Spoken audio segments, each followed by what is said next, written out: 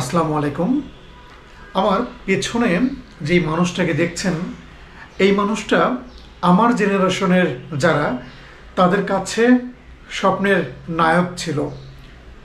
ছিল বললাম এই কারণেই যে রাজনীতিতে আসার কারণে তাকে নিয়ে অনেক বিতর্ক শুরু হয়েছে এবং সবশেষ তো তাকে হত্যা মামলার আসামি পর্যন্ত করা হয়েছে।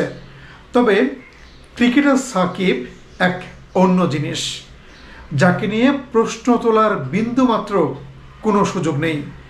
সেই সাকিব যে আমাদেরকে অগণিতবার হাসিয়েছে, আবার অনেক সময় তার কান্না দেখে আমরাও কেঁদেছি। সেই সাকিব বাংলাদেশের ক্রিকেটের রাজপুত্র, বাংলাদেশের ক্রিকেটের সবচেয়ে বড় সুপারস্টার সাকিব আল হাসান, নাম্বার 75। তিনি আজকে একটু আগে অবসরের ঘোষণা দিয়েছেন।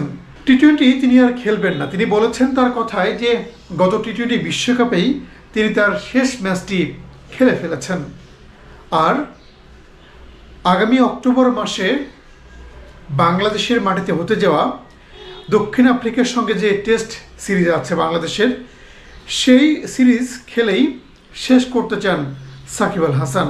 সাকিব আল হাসানের এই অবসর নিয়ে একটি প্রতিবেদন করেছে প্রথম আলো। সেই প্রতিবেদনটা একটু পড়ে আসতে চাই।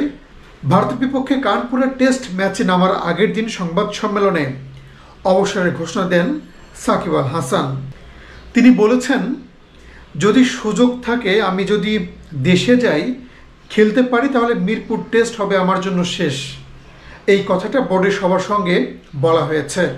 তারা চেষ্টা করছেন কীভাবে সুন্দরভাবে আয়োজন করা যায়। আমরা চাই সাকিব বাংলাদেশের মাটিতে তার শেষ ক্রিকেট ম্যাচটি খেলুক।